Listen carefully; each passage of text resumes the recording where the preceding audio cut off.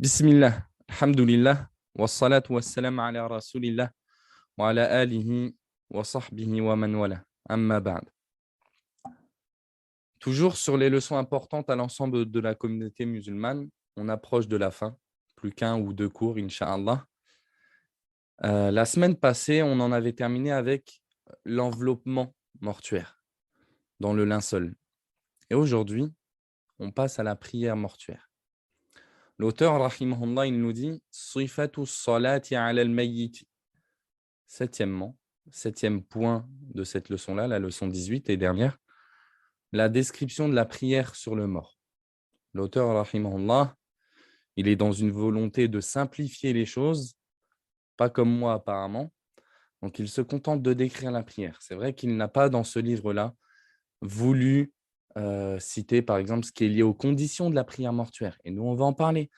Il n'a pas mentionné ce qui est relatif au jugement de la prière mortuaire. Est-ce que c'est obligatoire? Est-ce que c'est interdit? Est-ce que c'est permis? Est-ce que c'est ceci, cela? L'auteur, rahimahullah, il a voulu simplifier. Nous, on est là juste pour essayer d'apporter des choses en plus, de profiter ensemble, de mentionner ce qui est relativement connu au sujet de la prière mortuaire, peut-être moins connu, etc., etc. La prière mortuaire, ça relève encore une fois des rites relatifs à l'avant-enterrement. Rappelez-vous, on avait essayé de diviser le chapitre mortuaire en plusieurs catégories. Euh, Avant la mort, ce qu'il y a à faire avant la mort, donc ce que l'on peut conseiller aux morts avant qu'ils ne rendent l'âme, techniquement, aux futurs morts du coup, et l'après-mort. Et l'après-mort, on l'avait elle-même divisé, cette étape-là, en plusieurs sous-étapes. Donc on avait dit, juste après avoir rendu l'âme, il convient de fermer les yeux au défunt, de ne pas lui laisser les yeux ouverts si telle est la situation, lui fermer la bouche, le couvrir. Ensuite, on avait parlé de l'étape avant enterrement. Et on est en plein dedans. Avant enterrement, il y a le rite du lavage, de la toilette mortuaire. On en a parlé. Le rite de l'enveloppement mortuaire, c'est ce dont on a parlé la semaine passée. Et ce dont on va parler aujourd'hui, la prière mortuaire. Ensuite, il y a l'enterrement, à proprement parler. Et ça, on devait, je l'avais annoncé, comme étant un sujet que l'on allait traiter aujourd'hui, mais en termes de préparation, c'est-à-dire le support que je mets en avant pour vous, je n'ai pas été jusque-là, donc probablement on s'arrêtera avant. Et on l'abordera la semaine prochaine, Inch'Allah. Il restera le chapitre divers, donc ce qui est lié aux visites des cimetières. Est-ce possible pour la femme ou non? C'est cette grande question qui revient régulièrement dans ce genre de sujet-là. Est-ce qu'il y a des manières de présenter nos condoléances, etc., etc. La prière mortuaire, ça fait partie de l'avant-enterrement. Et il s'agit d'une obligation communautaire. Grossièrement, préparer le mort, c'est une obligation communautaire. Et ce terme-là, cette terminologie, n'est-ce pas qu'elle revient énormément depuis le début de ce chapitre-là, qui est le chapitre 18.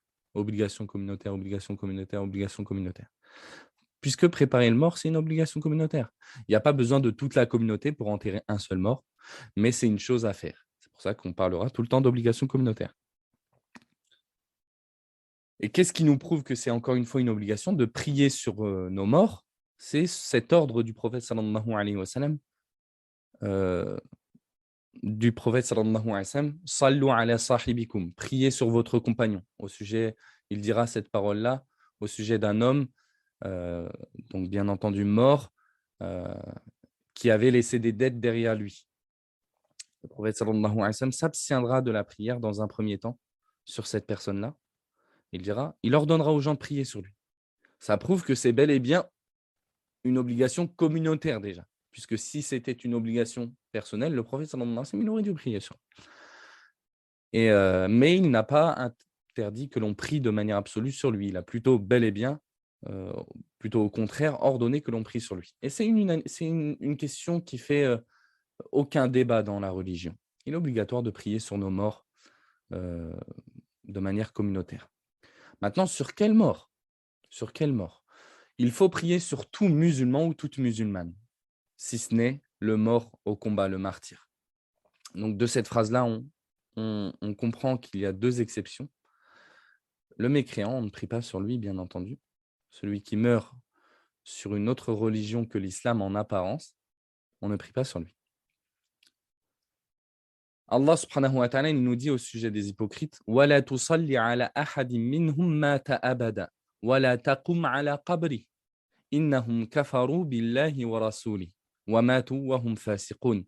Et ne fais pas la prière sur l'un d'entre eux qui meurt, c'est-à-dire sur les hypocrites. Les hypocrites qui, je le rappelle, sont les personnes يظهرون الإسلام ويخفون الكفر وفي باطنهم الكفر.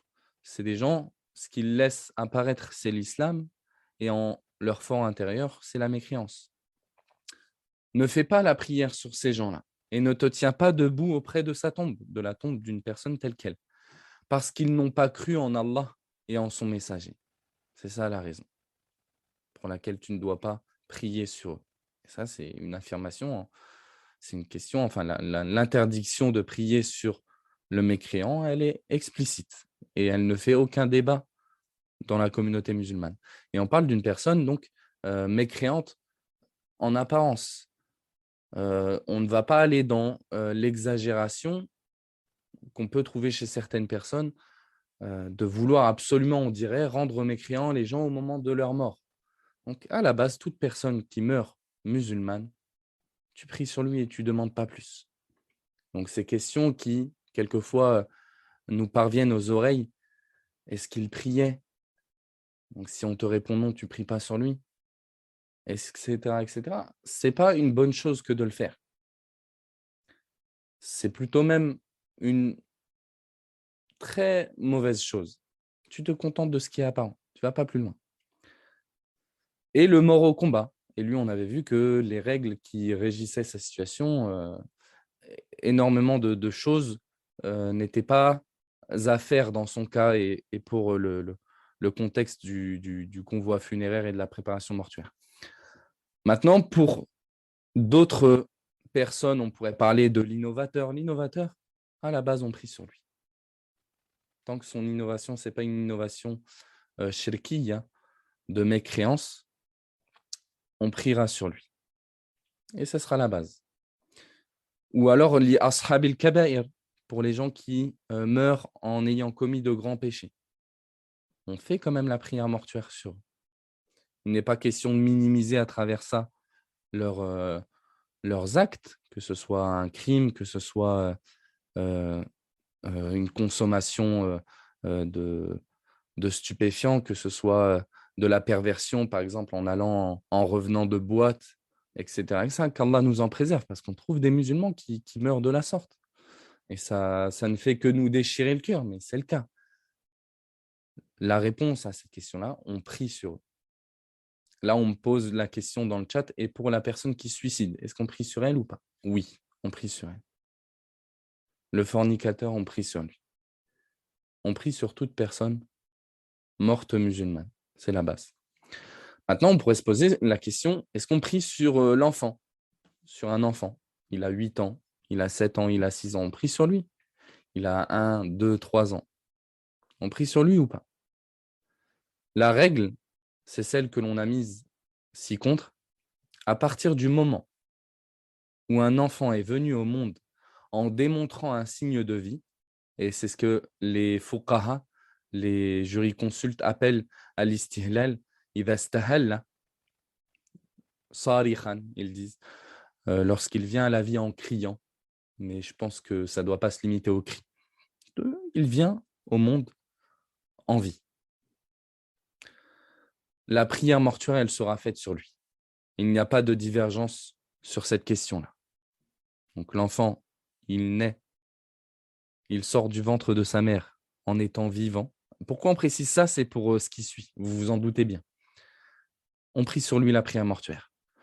Donc rentre dans ce cas-là l'enfant d'1 an, l'enfant de 2 ans. S'applique à cette règle-là, ce qui est relatif à l'enfant de 8 ans, 7 ans, tant qu'il n'est pas pubère. Maintenant, c'est ce que j'ai voulu indiquer ici par cette petite phrase.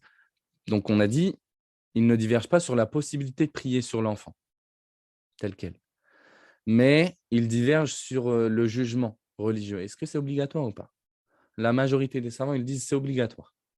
C'est obligatoire de prier sur lui. Et certains savants, notamment Ibn Hazm et Sheikh Al-Albani est de cet avis aussi, ils disent c'est une sunna de prier sur un enfant qui n'est pas encore pubère. Sous-entendu, c'est obligatoire seulement pour un musulman pubère, mais pas pour un musulman euh, qui n'a pas atteint la puberté. Et leur argument, donc on me questionne sur leur argument, si c'est ta question, Sarah, c'est quoi leur argument pour dire c'est pas obligatoire? En fait, ils viennent avec un hadith faible, mais que du coup certains considèrent comme acceptable au minimum, dans lequel il est question du prophète sallallahu alayhi wa sallam et de sa prière sur Ibrahim, son fils mort à 18 mois. Dans un hadith, on y fait la négation de la prière mortuaire sur son fils Ibrahim, comme quoi le prophète sallallahu alayhi wa sallam n'aurait pas prié sur son fils mort à 18 mois. Donc ça montre que ce n'est pas obligatoire, mais que c'est une sunna. Le problème, c'est que ce hadith, il est faible. Et on a des textes, au contraire, qui nous prouvent que, bon, pas dans le cas de l'enfant du prophète sallallahu alayhi wa sallam, clairement qu'il ait prié sur lui, mais sur d'autres enfants qu'il a prié sur lui, lui ou ses compagnons. Maintenant, pour le fœtus. Donc le fœtus, ça sera l'enfant né mort. C'est ce qu'on considérera fœtus, c'est tout enfant qui est sorti du ventre de sa mère sans vie. D'accord? Lui, sa situation, on pourrait l'aborder sous deux angles. La première situation, c'est un fœtus, donc un enfant, qui mourrait dans le ventre de sa mère, qui sortirait du ventre de sa mère, qui ne dépasserait pas 4 mois de vie dans le ventre de sa mère. Lui, il n'y a pas de prière à faire sur lui mortuaire sans divergence. Pourquoi? Parce que l'âme ne lui a pas encore été insufflée. Donc, il est quel jamadat. C'est comme quelque chose d'inanimé. C'est un bout de viande inanimé à ce moment-là. Il n'a pas encore l'âme en lui. Et après 4 mois, dans le ventre de sa mère, les savants, ils divergent énormément. Certains disent on ne prie pas sur lui et d'autres disent on prie sur lui. Et moi, je vous ai mis en avant l'avis des savants qui mentionnent l'obligation de prier sur lui. C'est l'avis de l'imam Ahmed, d'Ibn Sirin et de contemporains comme Ibn Uthaymin, Al-Albani et d'autres. Mais il faut retenir que c'est quand même la majorité qui considère qu'on ne prie pas sur l'enfant mort après 4 mois, mais qui est né sans vie. J'essaye de bien reprendre la situation parce que peut-être que ça peut être confus. Si on regroupe un peu avec cette question-là, de l'enfant. Donc, si je regroupe ces cas, on en a 3. Vous me suivez, hein? Vous me dites si vous n'avez pas compris. Donc, on a 2 cas de figure sur les 3 où il n'y a pas de divergence. D'accord? Sur l'enfant né vivant jusqu'à sa puberté, il est obligatoire. Ou du moins, la prière mortuaire, elle se fait sur lui. Parce qu'après, l'obligation ou non, ça fait débat. Mais elle se fait. Le deuxième cas sur lequel il n'y a pas de divergence, c'est sur l'enfant mort dans le ventre de sa mère, donc le fœtus avant 4 mois. Il n'y a pas de prière à faire sur lui, parce qu'il n'a pas encore reçu l'âme en lui. Et après 4 mois, ça fait débat. Mais personnellement, je penche du côté de l'avis de ceux qui disent qu'on prie sur lui. Pourquoi? Par rapport à un hadith du prophète sallallahu alayhi wa sallam, authentifié par certains savants. As-siqtu yusalla alayhi. On prie sur le fœtus et on invoque pour ses parents en demandant pour eux pardon et miséricorde. Et pour d'autres arguments encore. Donc on a les 3 situations. Et si vous voulez retenir quelque chose de pas trop compliqué, dites-vous qu'à partir, selon ce que je dis moi personnellement, qu'à partir du moment où le fœtus il a 4 mois, ou plus, on priera sur lui. Et avant, non. Si vous voulez retenir quelque chose de ça. Maintenant, on change un peu de point de vue, on change un petit peu de sujet. Où prions-nous la prière mortuaire? Où est-ce qu'elle se prie, cette prière mortuaire? Demain, on nous annonce là le décès de quelqu'un. Comme on nous l'a annoncé, je me rappelle, il y a quelques semaines, subhanallah, une connaissance de notre frère Abdelkader qui tient cette Zoom qui a perdu la vie. Qu'Allah lui fasse miséricorde et fasse miséricorde aux musulmans vivants et morts. Où on va se réunir pour faire la prière? La base, ce serait qu'on se réunisse en extérieur. Donc, ce qu'on appelle dites-moi, comment on appelle les lieux de prière extérieurs? Les mousallas, vous le connaissez, les mousallas. Ce n'est pas la mosquée, c'est des mousallas. Dans la moussalla, c'est bien de faire l'Eid à la base, même si dans nos pays, nous, c'est plus compliqué. Donc, la base de la prière mortuaire, c'est dans les moussallas, en extérieur. Mais elle peut se prier en mosquée. Qu'est-ce qui nous permet d'affirmer cette chose-là, ou ces deux choses-là d'ailleurs? C'est un seul et même récit. C'est le récit rapporté par Aïcha dans le recueil authentique de Muslim. Il nous est dit dans ce récit-là, Lammatou fiya Sa'd ibn Abi Waqqas, lorsque Sa'd ibn Abi Waqqas est décédé. Qui est Sa'd ibn Abi Waqqas? Vous me le dites. Aïcha radiyallahu anha, elle nous a dit, elle dira, Udkhulu bihi al-masjida hatta usalli alayhi. Elle dira, faites entrer donc le corps de Sa'd, faites-le entrer à la mosquée que je puisse prier sur lui. Et certaines personnes reprochèrent cela à Aïcha. Et dans une version plus étayée de ces reproches, ce qui est rapporté, c'est que ces gens-là, ils ont dit Ma kana an-nabiyyu sallallahu alayhi wa sallam yusalli al-janaiz fil masajid. Dans le sens, ce reproche, c'est le prophète sallallahu alayhi wa sallam ne priait pas les prières mortuaires dans les mosquées. Donc, ils ont reproché à Aïcha ce qu'ils ont connu du prophète sallallahu alayhi wa sallam. Mais ils ont ignoré une chose que Aïcha a su.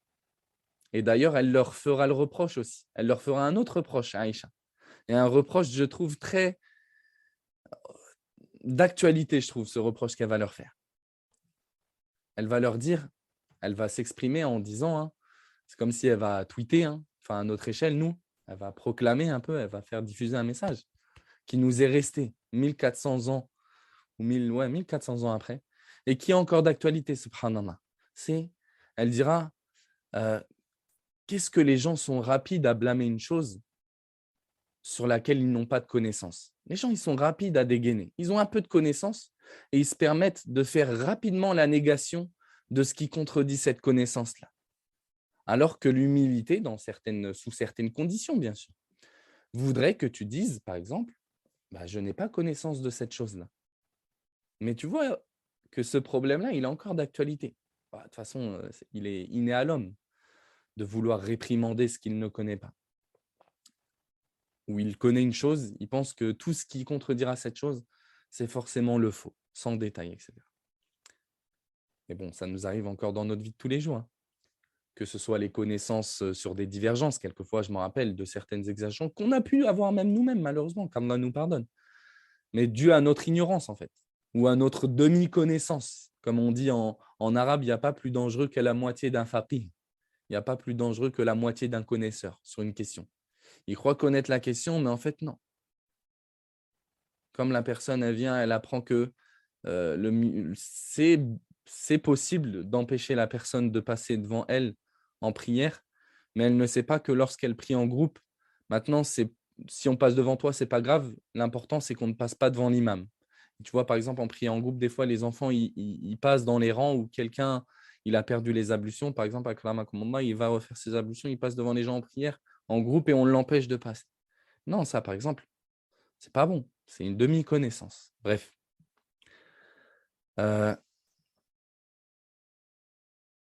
Saad ibn Abi Waqqas, il est décédé. On a demandé, Aïcha, elle demandera que sa dépouille soit rentrée dans la mosquée pour qu'elle puisse prier sur lui et on la blâmera pour ça. Elle, qu'est-ce qu'elle rétorquera?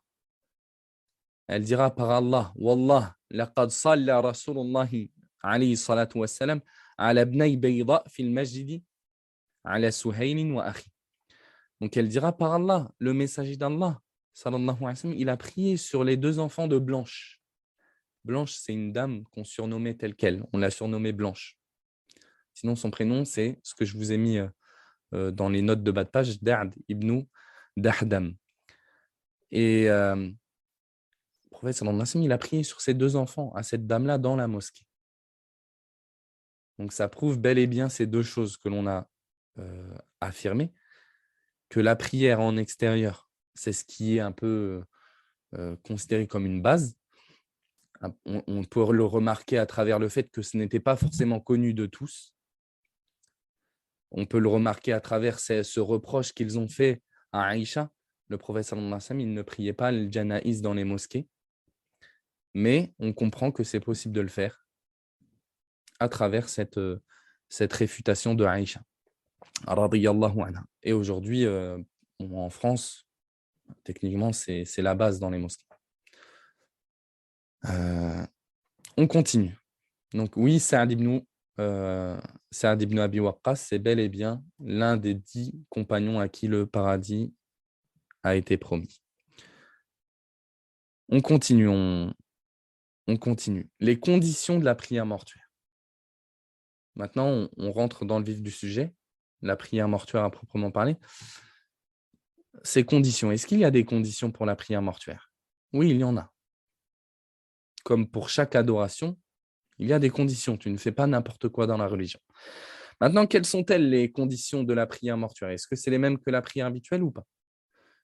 Alors, en tant que base, oui, il est demandé pour la prière mortuaire ce qui est habituellement demandé pour les autres prières.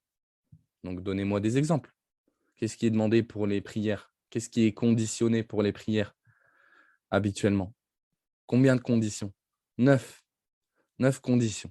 Bon, après, tu peux les avoir retenues différemment, avec un nombre moindre ou plus grand, moins grand ou plus grand. Donc, les ablutions, il faut les ablutions.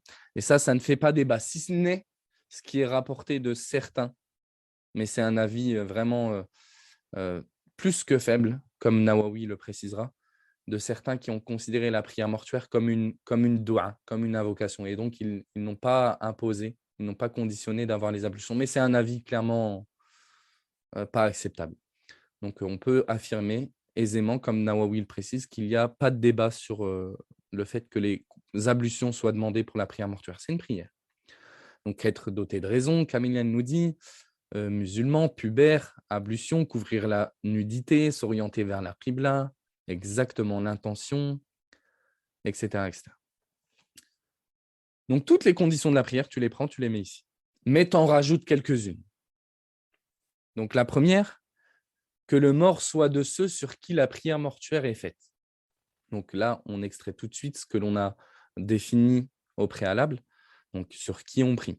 Donc, par exemple, le mort, il faut qu'il soit musulman et qu'il ne soit pas un musulman mort au combat dans un combat légitime.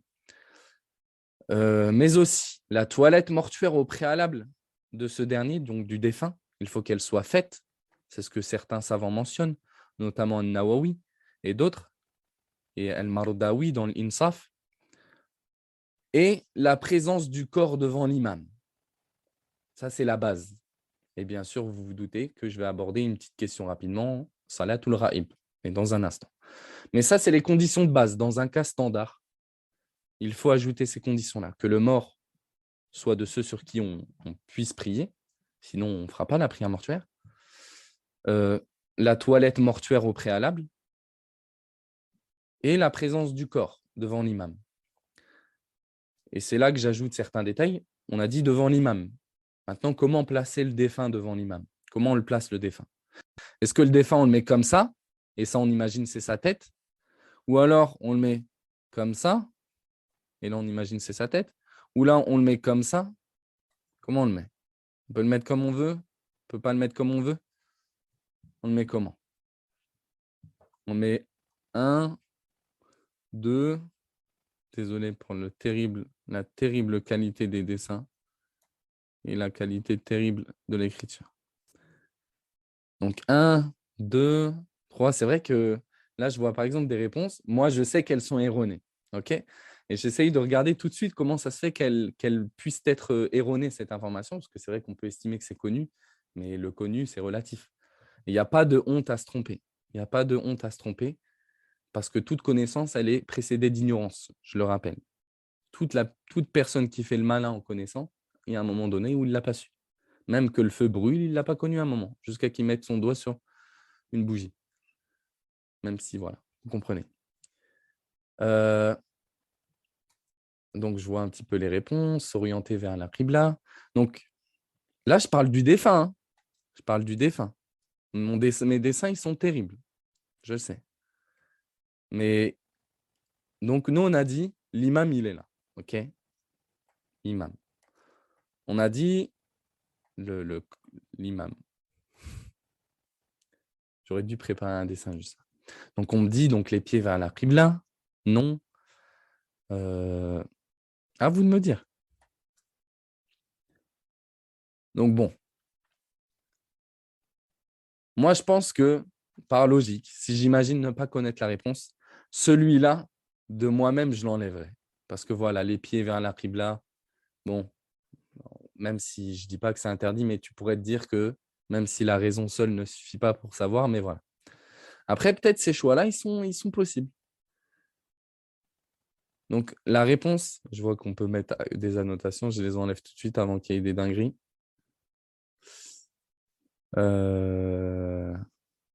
Bon, bref. Donc, la bonne réponse,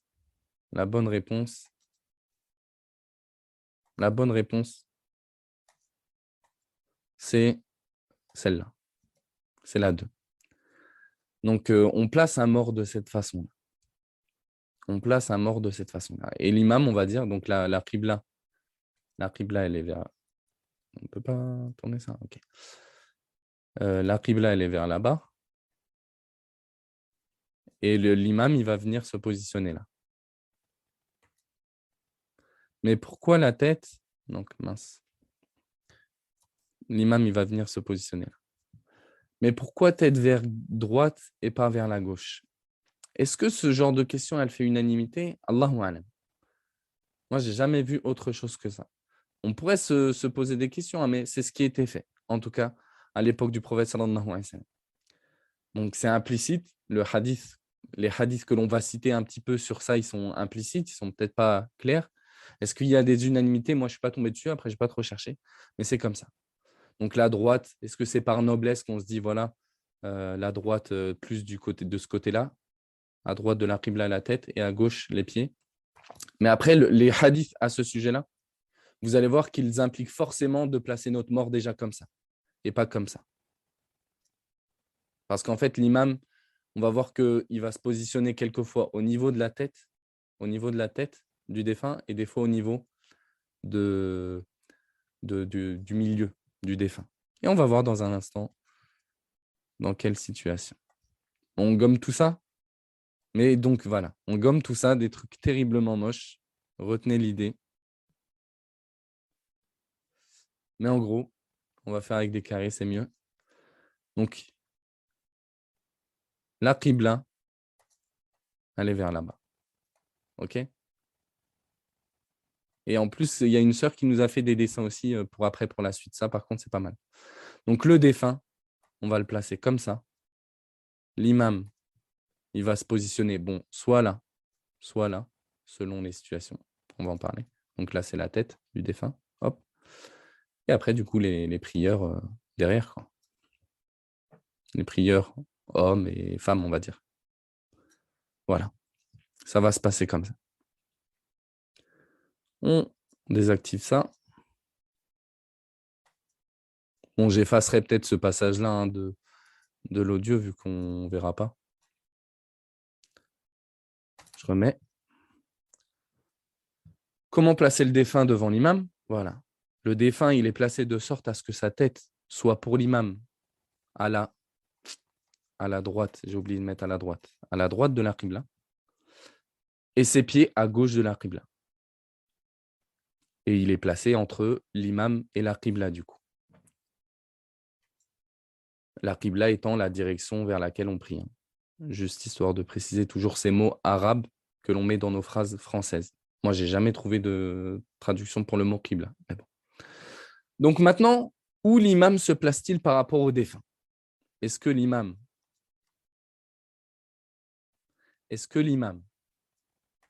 il se pose, il se place, comme on l'a dit. Je ne peux pas faire des dessins ici. Est-ce que l'imam, donc le défunt, il est là. Est-ce que l'imam, il se place là ou là? Donc là, en fait, on va en parler. S'il s'agit d'un homme, alors l'imam, il se placera au niveau de sa tête.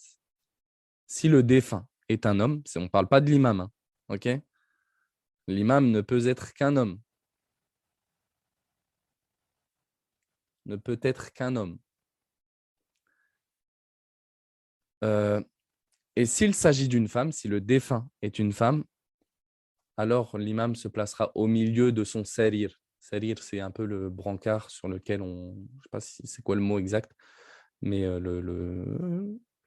la table sur laquelle, ou le petit support sur lequel le défunt se trouve. Donc là, en l'occurrence, contemporainement parlant, sur son cercueil, voilà le lit, mais de mort. Donc, mais nous, concrètement, aujourd'hui, il est question de cercueil.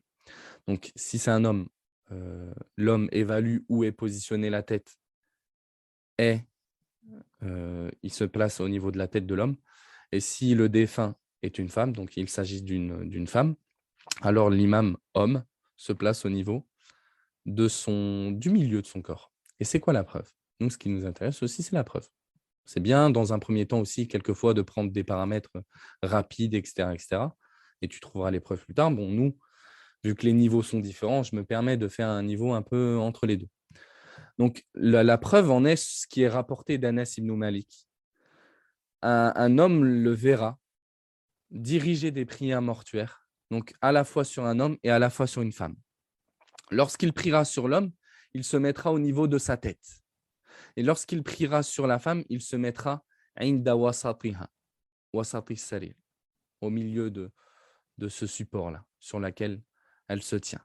Et on lui demandera, donc un homme qui s'appelle Al-Ala ibn Ziyad, il lui demandera: as-tu vu le prophète sallallahu alayhi wa sallam se tenir pour un homme tel que tu le fais et pour une femme telle que tu le fais?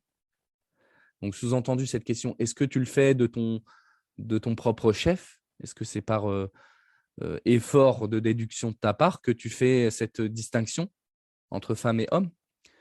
Ou ça vient du prophète sallallahu alayhi wa sallam? Et Anas ibn Malik, il dira: oui, je l'ai vu du prophète sallallahu alayhi wa sallam. Donc, c'est une tradition prophétique. Ça ne vient pas d'Anas. Et donc, à ce moment-là, on aurait pu se dire, est-ce qu'on le suit ou pas? Mais non, ça vient du prophète sallallahu alayhi wa sallam. Donc, on voit qu'Anas rafa'ahu ila nabi sallallahu alayhi wa sallam. On voit que Anas, ce fait qu'il a fait lui-même, cet acte qu'il a fait lui-même, il l'a affilié au prophète sallallahu alayhi wa sallam. Et c'est donc bel et bien devenu religion pour nous. Je regarde en même temps les commentaires, mais rapidement. Karma nous facilite l'apprentissage de la science. Amin. Et pour les plus longs passages, on reviendra après. Maintenant, la question qui est relative un peu encore à ce chapitre-là, de cette condition de où placer le corps devant l'imam. Il faut que le corps soit devant l'imam. On peut parler de la prière de l'absent. Est-ce qu'il nous faut absolument, donc nous on a dit c'est une condition que l'imam ait le corps du défunt devant lui pour prier sur lui. Est-ce qu'il y a des exceptions ou pas?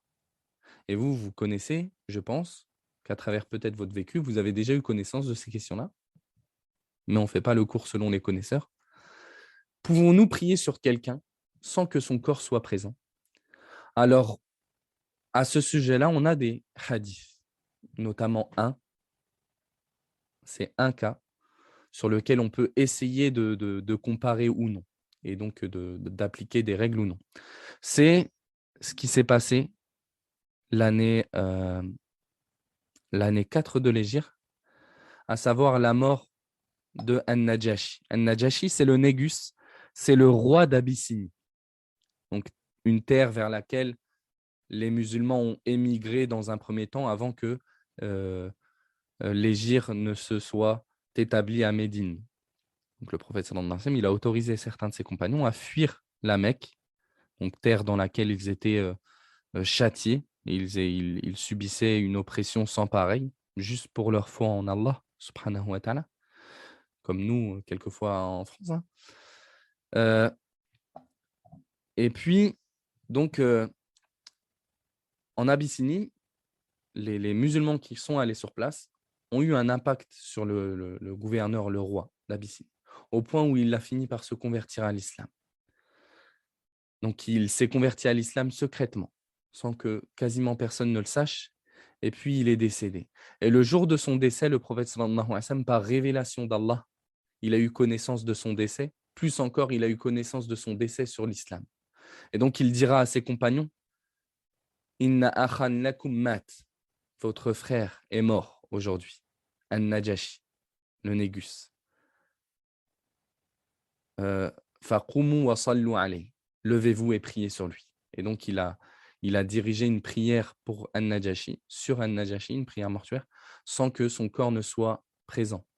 Donc, dans ce hadith, tu avais déjà le miracle dans lequel l'information est parvenue au prophète sallallahu alayhi wa sallam le jour où elle a eu lieu. Et puis, bon, aujourd'hui, ça peut paraître comme il n'y a rien d'extraordinaire là-dedans, mais à l'époque, il n'y a pas WhatsApp, il n'y a pas Telegram, il n'y a pas ceci, cela. Donc, le fait que le prophète sallallahu alayhi wa sallam il ait reçu cette information, c'est un miracle. Mais, donc, il ordonnera à ses compagnons de prier sur lui et il priera sur lui. Donc, dans ce hadith, tu as plein d'informations, subhanallah. Déjà, tu as une grande réfutation sur les khawarij et les takfiriyin qui ne font aucune distinction sur le jugement par autre que ce qu'Allah a révélé et qui considèrent tout jugement par autre que ce qu'Allah a révélé comme mécréance absolue sans distinction à faire.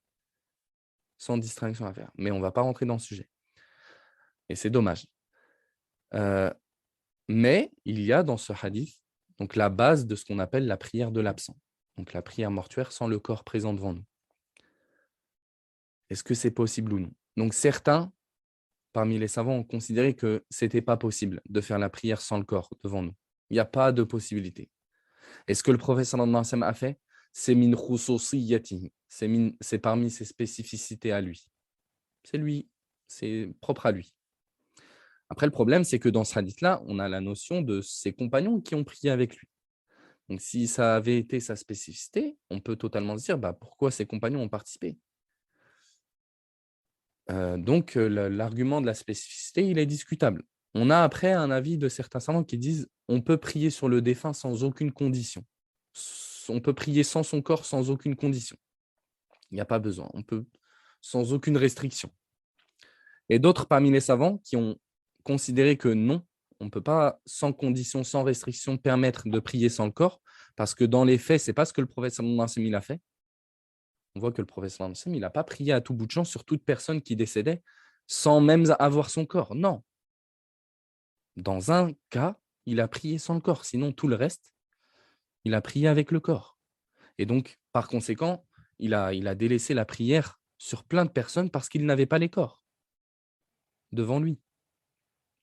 Donc, ça montre qu'il y a une restriction à comprendre. Maintenant, quelle est-elle?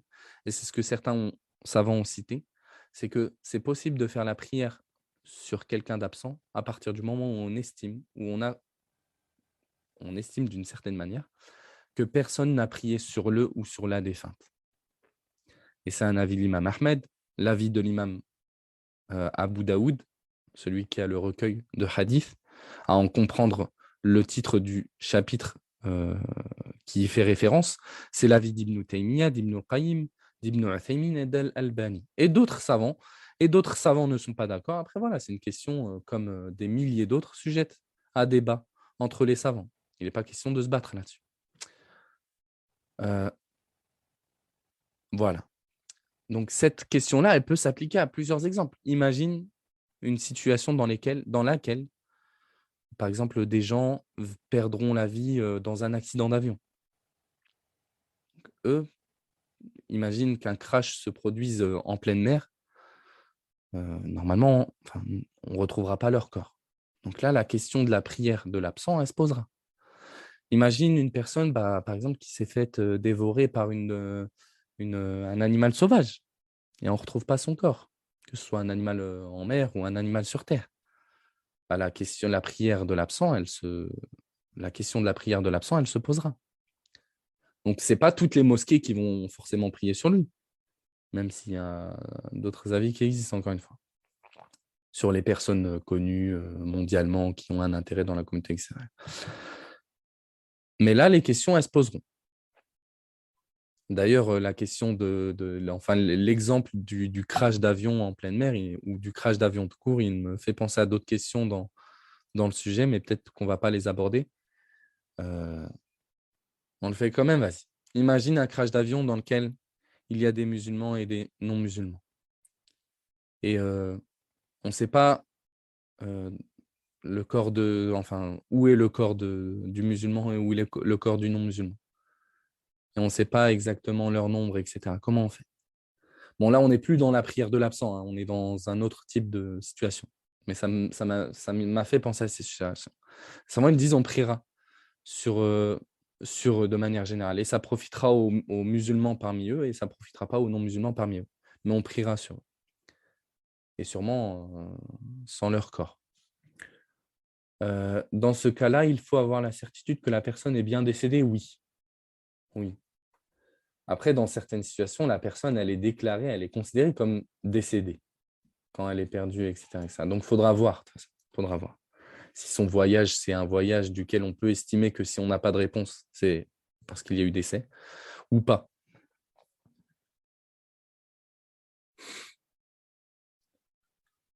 Comment ça se passe? Et je m'attendais à cette question, subhanallah. Comment ça se passe? Et c'est pour ça peut-être que j'ai attendu. Comment ça se passe si on retrouve des membres? Imagine qu'on retrouve que quelques membres du défunt, mais pas tout. Imagine. Comment on fait? Comment on fait? Est-ce qu'on prie sur lui? Est-ce qu'on prie pas sur lui? Comment on fait? Imagine on retrouve le doigt d'une personne. Qu'Allah nous préserve mais de ce genre de choses. Mais imagine, on prie sur lui ou pas? C'est une question que les savants se sont posées, subhanallah. Tu vois que eux, ils ont poussé les questions très loin. Généralement, tu n'es pas le premier à te poser une question dans l'islam, mais c'est ça qui est plutôt pas mal. C'est ça qui est plutôt pas mal. Sur la question de prier sur un bout de mort, par exemple, les savants, ils disent, si on a la majorité du corps, on va prier sur lui. Et certains disent, enfin, et ils disent, si par contre, on n'a qu'un petit bout, c'est pas la 50% du corps, mais moins, on ne priera pas sur lui. Et d'autres, ils disent, non, à partir du moment où on a un morceau, on prie sur lui. La farqa bayna al-qalil wa bayna al-kathir. Il n'y a pas de différence entre un peu et beaucoup. Dès qu'on retrouve un morceau d'un corps, on prie sur lui. Et c'est l'avis des Shafi'iyya, des Hanabila. C'est l'avis de Sheikh al-Uthaymin. Et wa hukiya fihi ijma'u sahaba. Et même l'unanimité des compagnons, elle est rapportée à ce sujet-là, même si le débat, il existe en réalité. Et Sheikh al-Uthaymin, je me rappelle qu'il citait quelque chose d'intéressant à ce sujet-là. Non, ce n'était pas Sheikh al-Uthaymin, c'était Al-Mawardi. Il citait comme preuve أن طائرا ألقى يدا بمكة من وقعة الجمل. Il dira qu'il s'est passé quelque chose une fois durant la bataille de l'Jamel, l'année 36 de l'Hégire. Donc la bataille qui a opposé un groupe de musulmans à un autre groupe de musulmans. C'est querelle qu'il y a eu entre les compagnons. فعرفت بالخاتم. Il y a une main qui est tombée, qui a été lâchée par un oiseau par terre. Et elle a été reconnue, cette main, juste par la bague qui était présente sur ce doigt-là. Fasalla alayha an-nas. Les gens, ils ont prié sur ce défunt-là par sa main, en n'ayant que sa main comme morceau. Wa kanat yada Abd ar-Rahman ibn Attab ibn Usayd. Et c'était la main de Abd ar-Rahman ibn Attab. Wa ruwiya anna Aba Ubaydah ibn al-Jarrah salla ala ru'us al-qatla bil-Sham. Il est rapporté aussi à ce sujet-là que Abu Ubaïda ibn al-Jarrah, parmi les 10 compagnons à qui le paradis a été promis, il est rapporté de lui qu'il a prié sur les têtes des personnes qui sont mortes, qui ont été tuées au Shem, donc l'année 18 de l'Hégire, il me semble, ou l'année 17 de l'Hégire. وَرُوِيَ أَنَّ عُمَرْ ibn al-Khattab صَلَّى عَلَى عِظَامٍ بِالشَّامِ. Et il est rapporté que Omar, dans la même année ou l'année qui a suivi, donc c'était la pace de qui a eu lieu pendant cette année-là, l'année 17 de l'Hégire au Shem, il a prié sur des os, sur des os. Et personne qui s'est opposé, et personne ne s'est opposé à cela. Donc, Al-Mawardi, il prétendra une unanimité à ce sujet. Bon, après, il y a débat en vrai. Cette question-là, je l'enlèverai de l'audio. Hein. Je l'enlèverai de l'audio.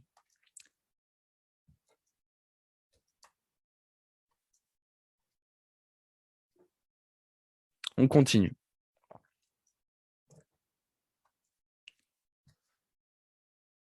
L'auteur, rahimahullah, il nous parle de la description de la prière mortuaire. Il nous dit « Yukabbiru arba'an ».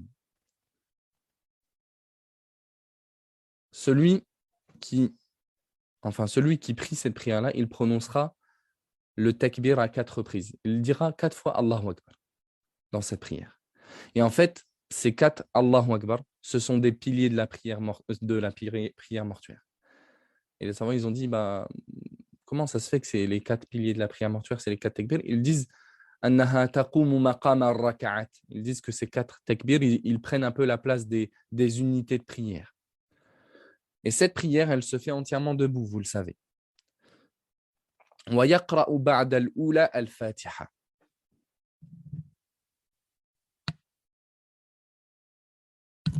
Il récite après le premier takbir, la première fois il se lèvera donc, il dira Allahu Akbar. Et il récitera après cela la Fatiha. C'est ce que l'auteur, rahimahullah, nous dit. S'il récite en plus de cela un verset ou deux, alors c'est une bonne chose de par le hadith authentique d'Ibn Abbas en faisant mention. Réciter la Fatiha, c'est un pilier de la prière mortuaire. Donc c'est le troisième, on pourrait dire. On va dire les quatre takbirat, premier pilier de la prière mortuaire. Ensuite vient le fait de se tenir debout ou en même temps.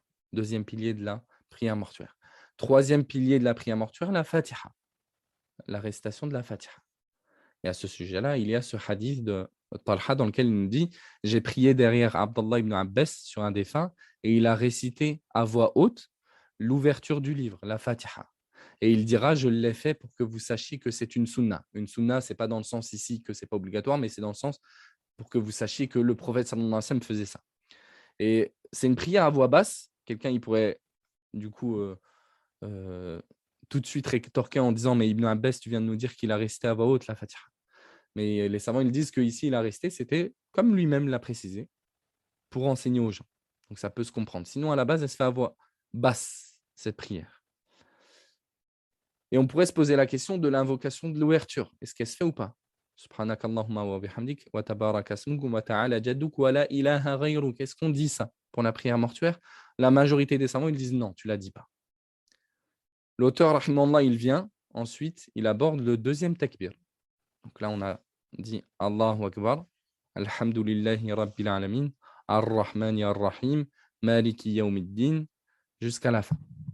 Ensuite, il va dire Allahu Akbar. Deuxième fois qu'il dit Allahu Akbar, c'est le deuxième takbir. Wa yusalli ala nabi alayhi salatu wa salam ka salatihi fi tashahhud. Après le deuxième takbir, il prie sur le prophète sallallahu alayhi wa sallam, comme il le fait au tashahhud.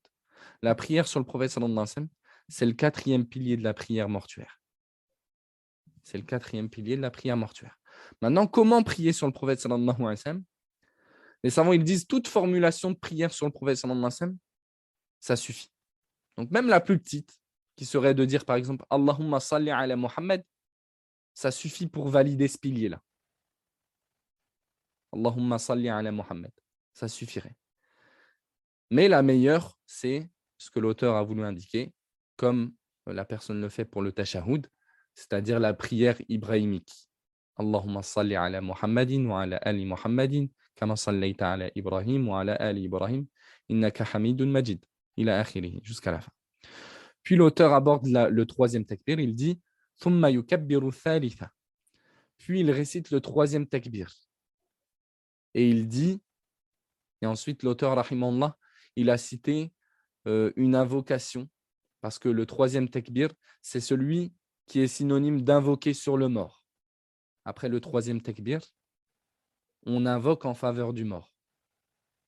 C'est là que l'auteur, rahimahullah, il a cité une longue invocation rapportée du prophète sallallahu alayhi wa sallam en faveur du mort.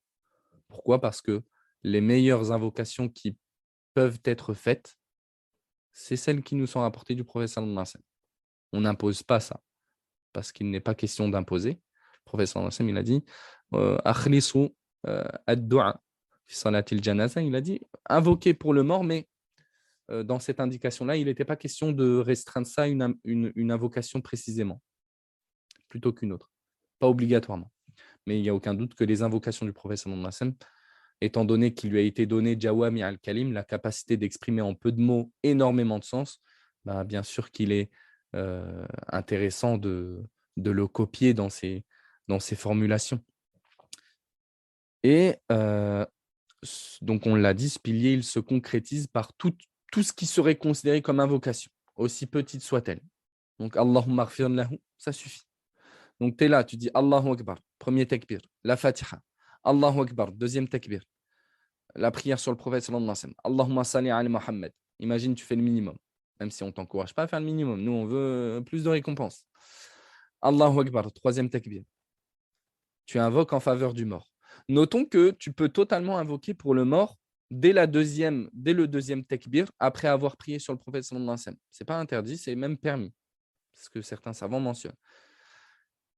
Tu peux commencer dès le deuxième takbir, après avoir prié sur le prophète sallallahu alayhi wa sallam, en utilisant le hadith de Abu Umama. On peut comprendre ça. Et ensuite, l'auteur, rahimallah, arrive au quatrième takbir. Thumma yukabbiru rabi'a. Précisons aussi que l'invocation en faveur du défunt, c'est le cinquième pilier. Vous m'arrêtez si je me trompe.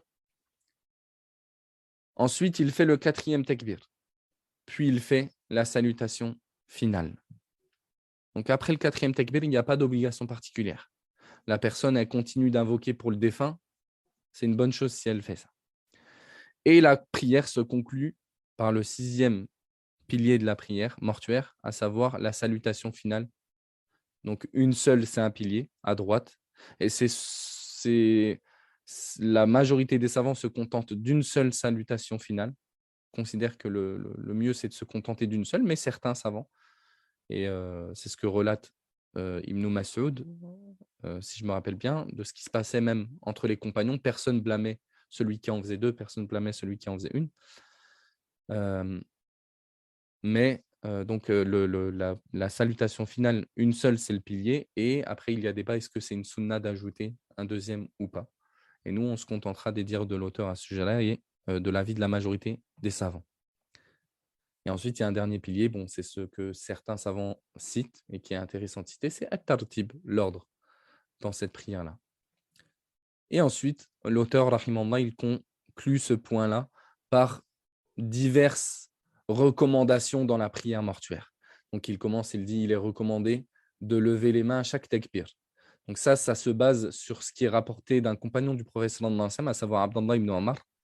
Mais il n'y a rien d'authentiquement rapporté du prophète sallallahu alayhi wa sallam à ce sujet. Mais le fait que ce soit rapporté par Abdallah ibn Omar, compagnon connu pour son extrême suivi du prophète sallallahu alayhi wa sallam, même dans des choses dans lesquelles il ne lui était pas demandé de suivre le prophète sallallahu alayhi wa sallam. Alors certains savants, ils ont dit, si Abdallah ibn Omar il le faisait, c'est éventuellement ou certainement selon eux que le prophète sallallahu alayhi wa sallam le faisait. Donc ce que je conclus sur le levage des mains à chaque takbir, c'est ce que moi j'entendais de Cheikh Suleiman al-Ruhaili à Médine. Celui qui lève les mains parce que c'est rapporté d'Abdallah ibn Omar et pour la raison que l'on a mentionnée au sujet de Abdallah ibn Omar, on espère qu'il a atteint la sunna. Et celui qui ne lève pas les mains à chaque takbir, de par le fait que ça ne soit pas authentiquement et explicitement rapporté du prophète sallallahu alayhi wa sallam, alors il a atteint la sunna et c'est ce qu'on espère.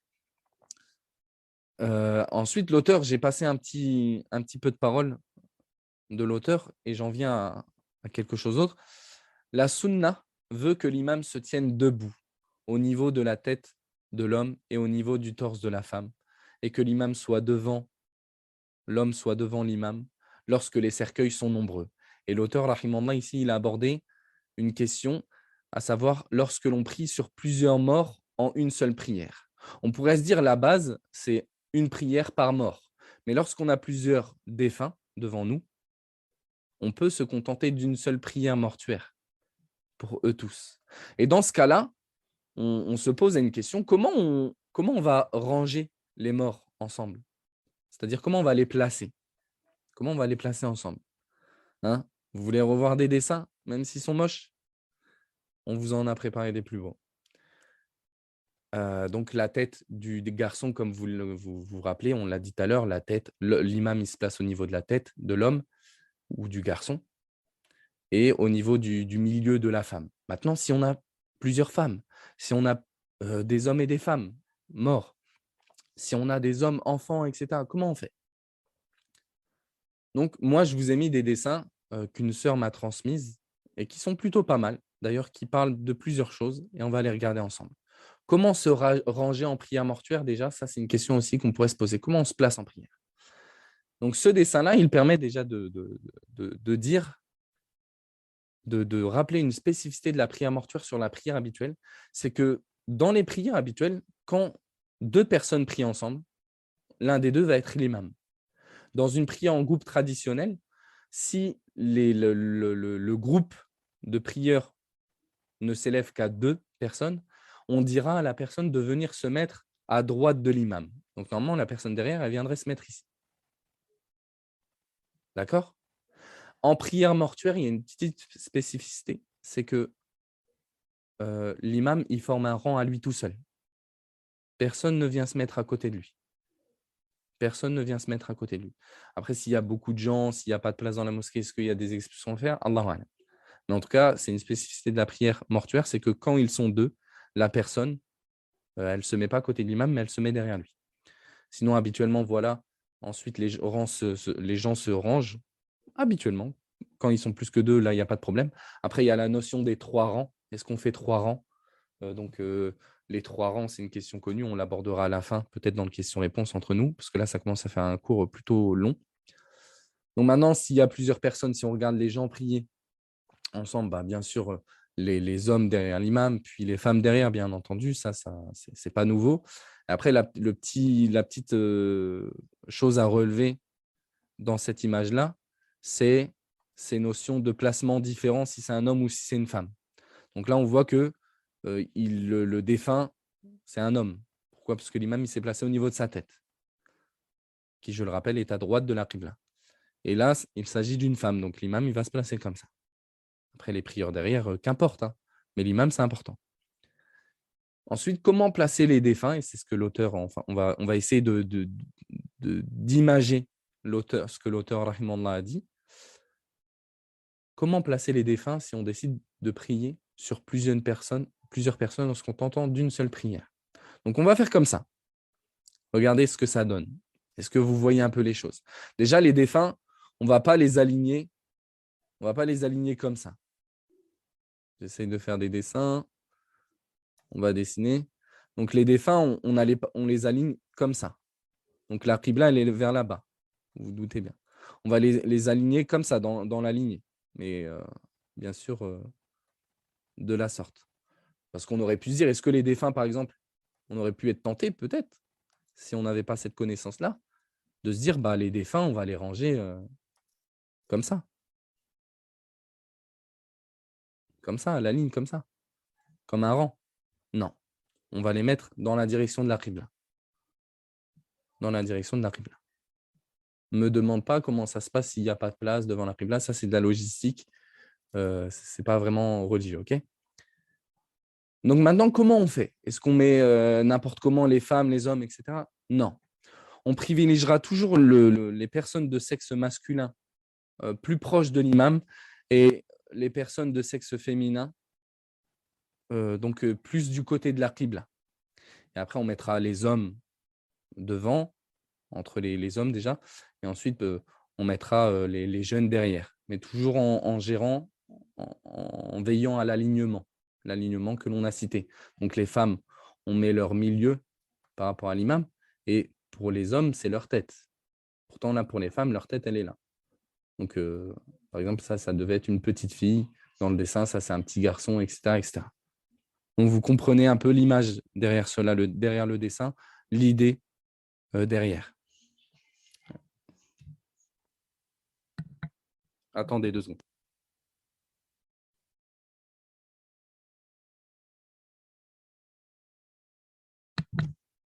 Donc voilà, c'est pour ce qui est relatif au dessin. Et je pense qu'on terminera le cours dessus, parce qu'il y a pas mal de choses, je pense. Et peut-être on reviendra sur certaines choses la semaine prochaine. Mais pour ce soir, on se contentera de ça. Il y a beaucoup d'autres questions qui sont à aborder. Euh, il y a la question de répéter la prière mortuaire. Est-ce qu'on a le droit de faire une deuxième prière mortuaire? Donc, est-ce qu'on parle d'une personne qui l'a déjà priée ou on parle d'un deuxième groupe qui n'a pas prié la prière mortuaire? C'est des questions qui sont relatives à la prière mortuaire. Peut-être qu'on fera un deuxième cours uniquement sur ces questions que l'on n'a pas traitées. Il y a aussi cette question-là que Abdelkader, tu m'as soulevée tout à l'heure. Et peut-être que celle-ci, par contre, elle était peut-être importante à mettre dans le cours du jour.